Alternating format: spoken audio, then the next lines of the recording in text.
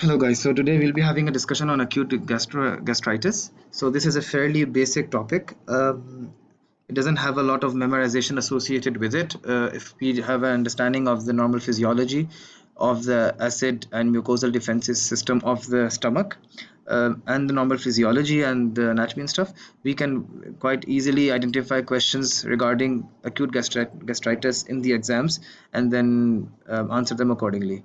So we'll do a quick discussion on this first. So I'll just quickly move on to a blank slide and bring out my pen. Here we go. Right. So what does gastritis mean? Obviously, gastro in Latin means stomach, and itis is inflammation. So I'll draw a picture of the stomach here.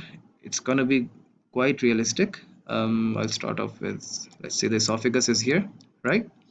Here we go. So this was the mouth of the person. We've got teeth going on here. Here we go. Right. And this is esophagus, and this is the stomach itself. Quite realistic, as you can see. Right. Sorry about that. Right. So what exactly is going on here? In the stomach, we've got a mucosal layer. We've got obviously multiple layers of we've got epithelium, mucosal, submucosal layers, etc. So I'm going to draw those in here too. So we have a normal understanding of the physiology and what exactly is going on here. Okay, here we go. Here is the normal mucosal lining. This has got epithelium cells here which help protect the stomach from the acid itself. And inside the stomach, we've got a specific level of acid which fluctuates throughout the day, but for conceptual purposes, we'll just say that it's filled with half filled with acid right now. I'll make an A here too for you guys. Okay, then let's move on. So again, gastritis obviously typically means inflammation going on inside of the stomach. So inflammation obviously happens when there is stress applied to a specific area. So instead of memorizing what are the causes of gastritis, and the risk factors, epidemiology, etc., it's better to just have a better concept. So what could possibly cause inflammation? And immediately when we look at a picture of the stomach right now, the thing that's like screaming at us in the face or like glaring at us right now is the biggest thing that can cause inflammation is this acid here, which obviously is quite dangerous. Like this is like actually quite concentrated. It has a pH of almost 1 to 2. It's like concentrated HCl. So if this acid somehow ends up getting through these mucosal barriers and ending up touching the lining of the stomach, or even going through half of the layer of the half of the mucosal layer, this causes severe inflammation. This causes infection to develop here. This causes inflammation and all the typical signs of inflammation which you guys must have studied. So again, instead of memorizing all the risk factors and what goes on, if we have a normal concept of the physiology of how this acid and this mucosal defense layer is maintained, it's much easier to find out these questions in the exam of acute gastritis and then answer them accordingly. So what usually happens here is we've got multiple cells here, epithelium cells here, right, which secrete a specific type of mucin, which helps maintain a barrier like this. So a barrier is maintained because of these epithelium cells which regularly produce mucus, and because of this mucus, this acid is always separated from the rest of the stomach wall itself and the muscular layers below it. There's a muscular layer here too, obviously, and the rest of the layers. I'll show you a picture of that too. If this goes on YouTube, it might get pulled off because I haven't got rights for these pictures, but never mind. So you got a outsidemost serosal layer, you got the muscular layer here, submucosal, and then the mucosal layers, and then you got the surface epithelium here, and these glands here, the gastric glands, chief cells, etc. You don't need to go into all the anatomy right now, but simply put, all of these cells here end up producing a layer of mucus here, which helps protect it from the acidic environment outside. Sorry about that. Acidic environment outside. So what it causes is, obviously, this is the gastric wall, this is a transverse cut, and here we longitudinal cut, sorry, and here we can see there is a ulceration and inflammation going on here again. So we'll come back to our picture. So what happens is, so anything that takes out the normal balance of this, anything that affects the production of the mucin, for example, anything that causes damage to this layer here will cause gastritis, acute gastritis. So Usually this mucosal layer is the two main players that help maintain this mucosal layer. Obviously, number one would be an adequate blood supply, because of these epithelium cells are live, right? They need oxygen, they need nutrients, they need a normal blood supply to thrive. If the blood supply is taken away, the cells obviously die, that area becomes necrosed. Obviously, then they won't be able to produce adequate mucin. So the first thing that we have to be careful about is that there should be an adequate blood supply going through this area, right? Or even through this area, throughout the stomach, obviously, which is helping in maintaining a strong mucin layer here, a strong mucus layer, right? Besides this, another thing that is quite important is that there are some precursors that help in maintaining an adequate mucin layer, out of which the most important one is prostaglandins. So prostaglandins, an increase in prostaglandins helps in increased production of mucin. So increased in prostaglandins help in increased mucin production. I'll just write that here, MUC. That should be good enough, right? So increased mucin production. So when there is increased mucin production going on here, obviously our stomach is our outer stomach, our mucosal barriers are well protected from the acid inside the stomach. So when we once we know this normal physiology, it's much easier to understand why the pathology develops. So moving on to the pathology, so even just looking at this picture, we can think about multiple causes which could end up in causing acute gastritis. Number one could be, for example, NSAIDs.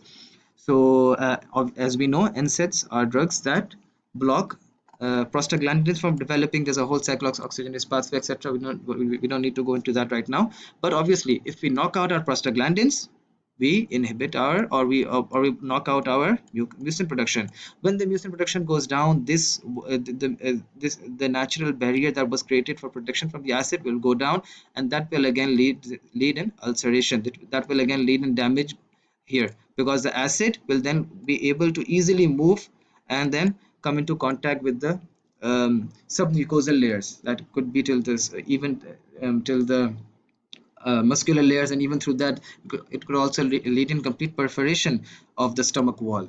So that could be one cause. Another cause could be, just like we discussed about the blood vessels, I'll just write BV for blood vessels here, right? So for example, if anything happens that causes a decrease in the blood flow to this area, for that we can have multiple causes. If the patient is in hypovolemic shock, for example, if the patient has undergone multiple severe burns which has caused a very strong decrease, a very big decrease in his blood volume, the intravascular volume has gone down. But what will that cause? That will cause a decrease in blood volume, which will again cause a decrease in the nutrients reaching the cells, which will then cause cell death. So I'll just write cell death here. I'm really sorry about my writing. This is my first time trying this software. So cell death happens here then, right?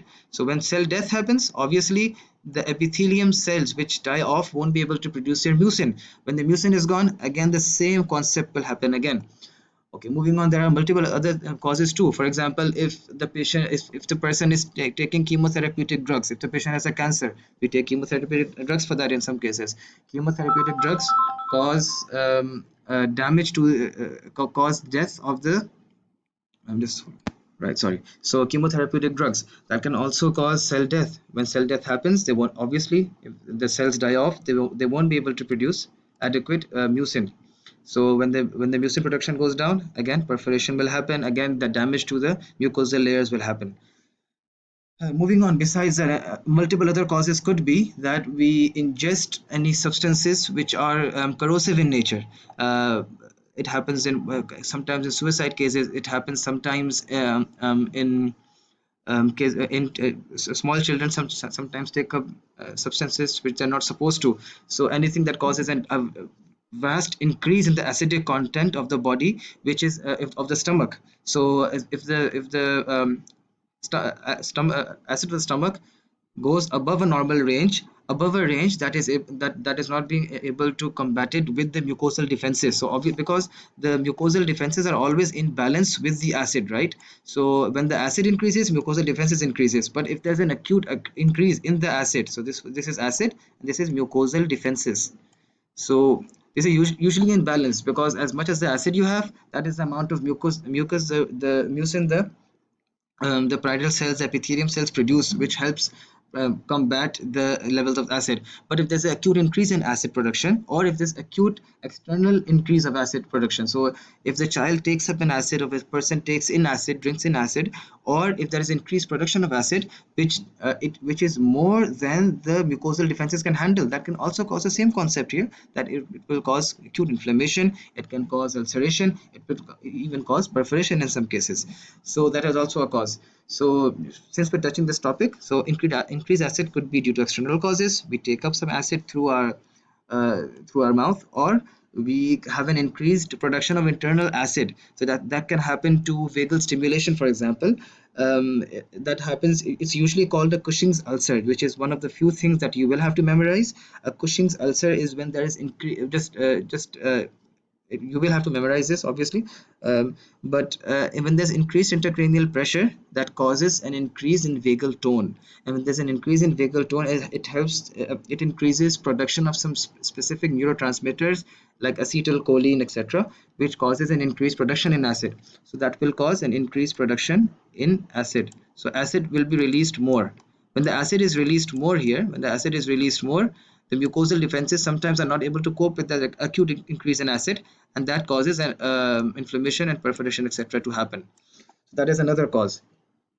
Um, so coming to the questions, what kind of questions the examination might ask you? uh, since we already have had a discussion of what the causes are. So if a patient comes in, for example, with epigastric pain, and when we ask about their drug history, they've been prophylactically taking NSAIDs for like 2 to 3 years. Or for example, if a patient comes in and says that if a patient has did a suicide, for example, had a suicide attempt, and that caused an increase in his prostaglandin inhibition, obviously, which causes ulceration. So that points towards an answer of gastritis too. So since we know the possible risk factors, it's much easier to identify these in the exams. So again, patient comes in with increased NSAID use, patient comes in with who is on chemotherapeutic drugs for cancer, for example, if he has taken in some erosive chemicals, if also another major risk factor is alcohol. I'll go over this in the next slide too, since we've got the normal pathophysiology in mind. So again, so NSAIDs, chemotherapeutic drugs, erosive chemicals, steroids, alcohol is another major cause of acute gastritis. So if you want to keep any two causes in mind, NSAIDs and alcohol are one of the major ones. Um, we talked about this too. If a patient is in shock, shock means hypovolemic shock here. The blood supply is very low. It's causing an acute death in the epithelium cells, because they're not getting adequate nutrition, oxygenation and nutrition. So that will also cause damage to the wall of the internal wall of the stomach, the mucosal layers.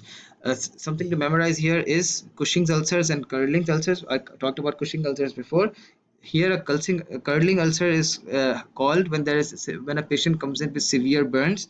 Because of the severe burns, there's a rapid loss of fluid from the body, because the skin is lost, right? So there's increased transpiration of the evaporation of the fluid from the body, right? So there's severe hypovolemia here that causes curling ulcers to develop. Besides this, if there is increased production of some of acid production, we talked about this too. An example of that would be increased ACH because of increased intracranial pressure and due to tumor or anything. So that can also cause an increased production of acid. So like we have some receptors on the on the cells of the stomach, like, which are sensitive. So like if there's an increase in acetylcholine, if there's an increase in gastrin, if there's an increase in histamines, all of these cause an increase in acid production. Again, if there's an increase in acid production, that will cause a rapid decrease in the our mucosal defenses won't be able to match that acute increase in acid production. Substances like tea, paprika, or foods with a rough texture can also cause acute damage to the mucosal lining and cause inflammation and ulceration. Yeah, and I've added some pictures here, so we've gone through these two. Here we go. And here's another picture of the mucosal defenses. And obviously once ulceration happens, when inflammation happens on the surface, over time it can lead to erosion of the mucosal wall, and then it can keep going down until even a perforation happens into the peritoneum.